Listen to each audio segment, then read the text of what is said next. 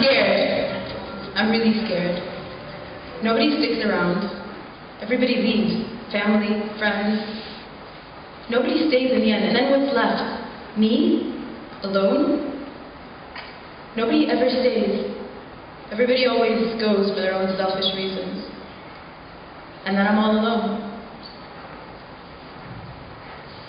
No. I am not going to fail IB because of cats. I don't even care if there's only one day left for the deadline. It can't happen. SAT, 2 SAT subjects, IB, CAS, a 4,000-word essay. I can't handle this stress. Alright, so I may have the sense of direction of drunk monkey, and I may be underage, but that doesn't mean that I can't go out when I want to. I mean, seriously, this is getting really, really old.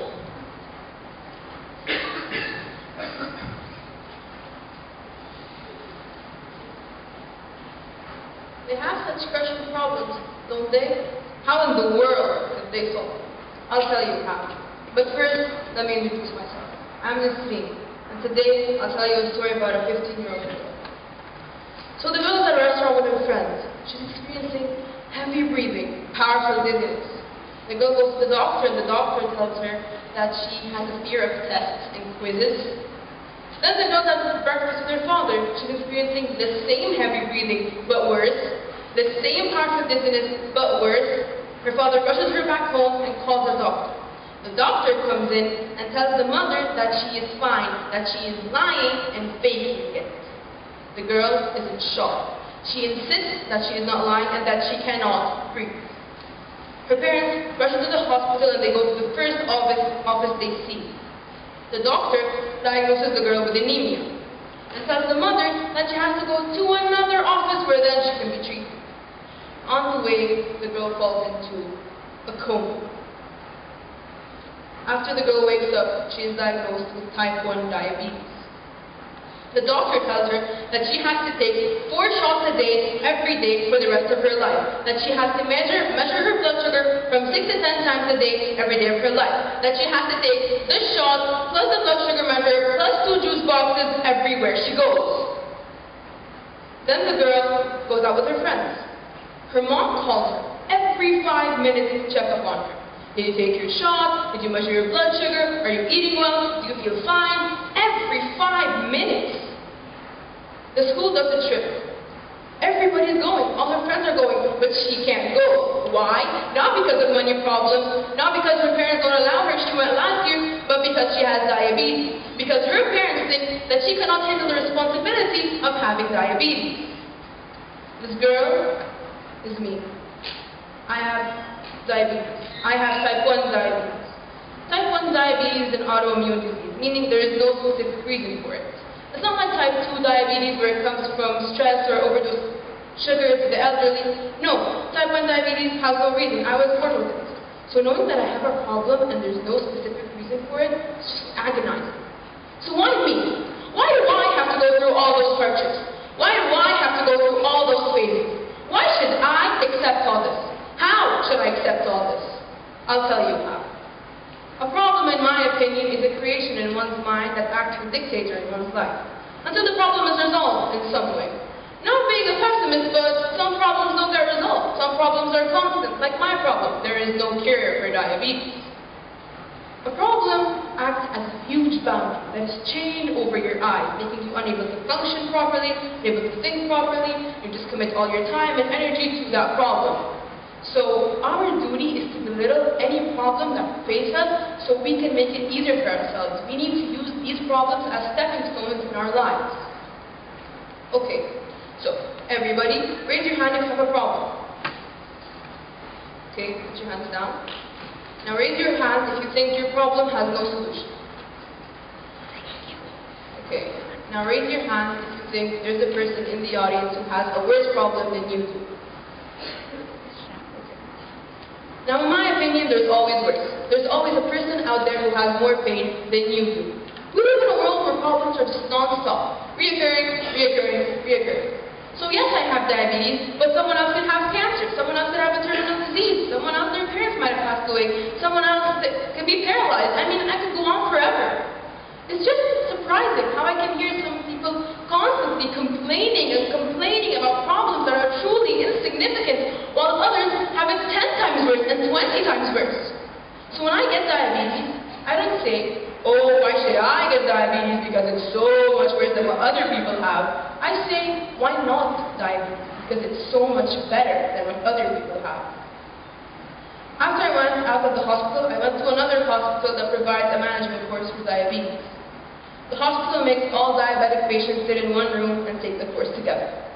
So I'm sitting here, and next to me is an infant that was born with type 1 diabetes. And I think to myself, how lucky am I that I got diabetes when I was a teenager?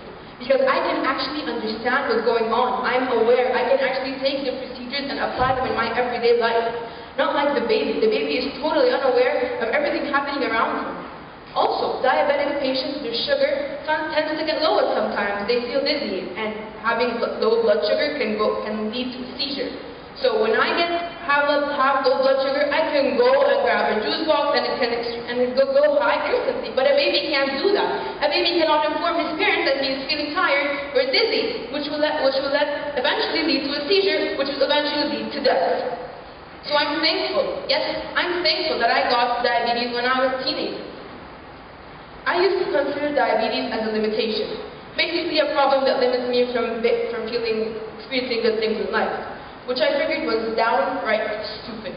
I mean, I can function properly like any human being. I can see, I can hear, I can walk, I can talk, I can go out with my friends. There are no limitations. So we need to use these things that we usually take for granted and use them as an anchor in our lives to keep us maintained. Use them to keep us grounded.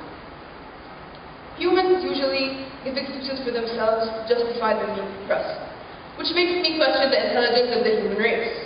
Why waste a portion of time on panic and despair on a problem when we are assured that our misery will bring no solution? I mean, how is that logical? We should use the time that we usually use to complain and invest it in something that will ultimately bring us happiness. Isn't that logical?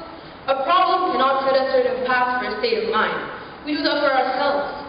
Maybe because humans find it easier just to relish in the misery rather than actually finding a solution for the problem. Happiness is a state of mind. Because there is no one and nobody standing in front of your happiness but you. A human being can defy any problem that approaches it. Something that will help you eventually be happy and help you in your life when you have a problem is a support system. A support system is very crucial in your everyday life. To clear up my theory, I'm going to do a little experiment. I need 4 people from the audience.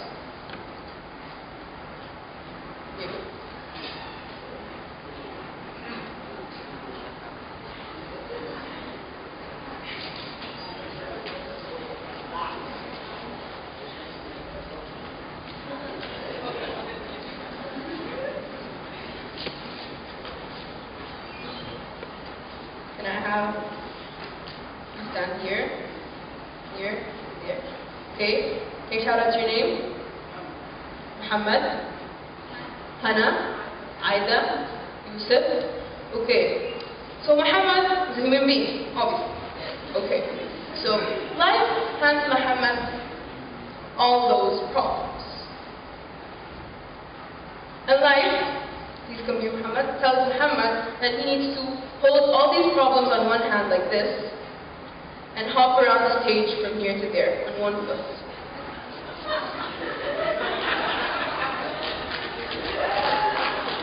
Okay, he did it, a bit hard, but he can do it. What if I tell Muhammad that I'm going to take half of his problems and give them to Hana and ask Muhammad and Hana to do the same thing together?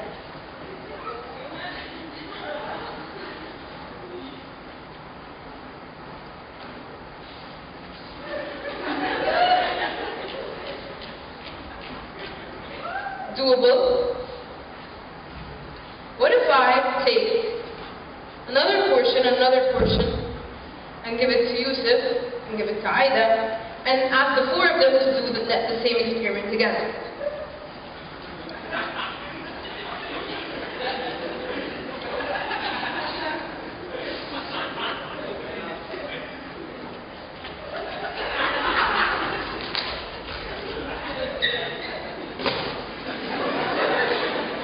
Obviously, we need someone to help Hannah create her problem.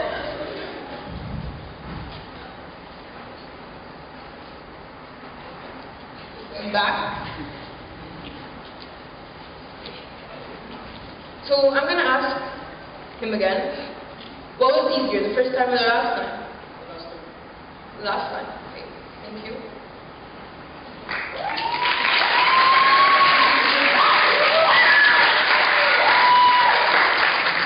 Okay, so a mother, a brother, a sister, a friend, anybody to help carry the heavy lift off you will help you eventually.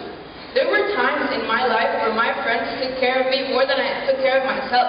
They understood what I was going through and helped me apply it to my everyday life. So having a support system will help you.